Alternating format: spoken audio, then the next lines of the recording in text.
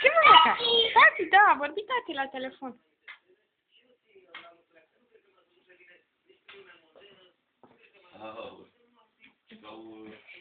Super mișto al de motușimea.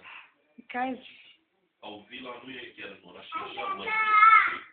Și că au terasă în curte și să văd așa mult. Și toate alea. Cade pitul meu.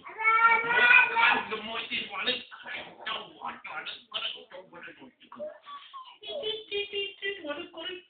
Mă, iată-te. De. Băluț ești. Ești un băluț, mă. Ești un băluț. Ane, da.